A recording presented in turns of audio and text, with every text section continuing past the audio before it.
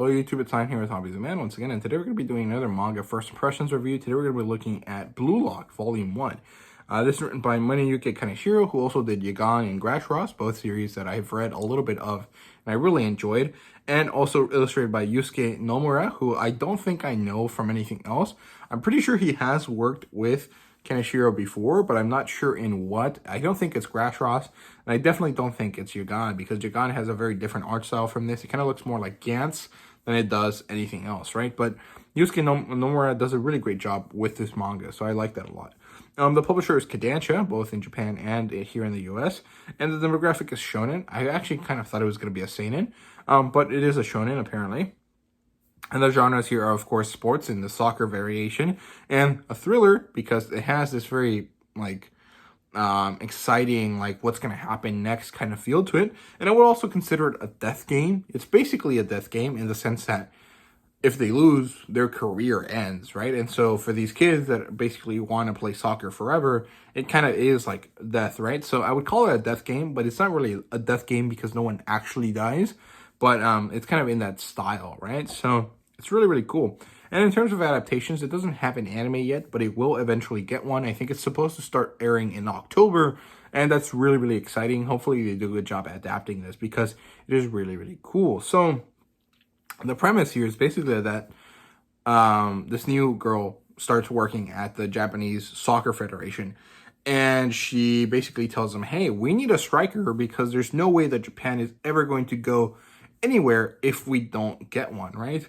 And so they start trying to devise a plan in order to get a striker out of Japan. They consult with this guy called Ego, which is interesting because that's basically what he says is necessary.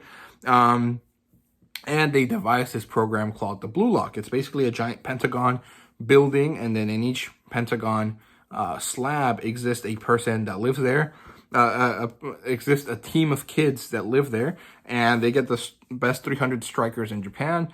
They ask them to come, and then they start running them through this gamut of crazy training moments, and it's very, very hardcore. It's very, very exciting, very hyped up. It's really, really cool. I actually initially had a very visceral, oh no, this is bad kind of reaction to it, because it sets up the idea that ego and individuality and only one guy being better than everyone else is what's going to spark the thing necessary for Japan to win. Now, a team sport like soccer kind of says that that is not correct, right? And the kind of general idea is that we are stronger together. So I definitely had a very intense dislike for that idea initially. However, the way it is described and the way that, the story works and shows you that it's necessary actually really works for me, even though I don't necessarily end up agreeing with it at the end of the day. Within the context of the story, it makes perfect sense that these characters are saying that ego and individuality and wanting to be best and ignoring everyone else is the thing that needs to happen for Japan to work as an individual, or for Japan to manage to win a World Cup. So I think that's really interesting. I think it also makes sense. However, in a Western kind of setting, it doesn't necessarily have to be like that. We wouldn't really word it like that. And a lot of the things that they go over the first volume actually is that Japan is a very worker, fit into pieces kind of oriented society. That this is what the author says. And so baseball is a sport that they excel at, which is definitely true. However, soccer involves a lot of individuality and a lot of self-motivation, and so that is why Japan is not good at that kind of game, which I found interesting. I don't necessarily know if I agree with it, but it does seem to line up with what I understand of Japanese society, right?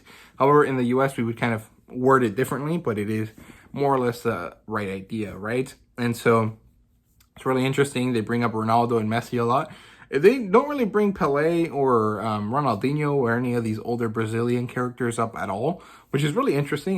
You would expect them to do so, but I think that this is very much a modern soccer kind of thing, and so they talk about modern soccer players, so I definitely understand that. But it works really well. It has a very exciting art style. It has really good emotional, development of the characters. There's these kind of vague, superpower kind of esque moments that occur, which are really, really cool. It's not really based on superpowers. It's just the skills that are unique to each player are heightened to a way in a way that is exciting. It's dramatized in order to make it more, you know, battle shonen-esque. And I think it's really, really cool. It's very exciting. So the story is great. I really enjoyed it. The first arc is the first volume, and then the second arc goes up to volume 5. So I'm going to do this first impressions review, then I'm going to do an in-depth review of the first arc, which is the first volume, the first 4 chapters, and then I'm going to do a part 1 for the second arc.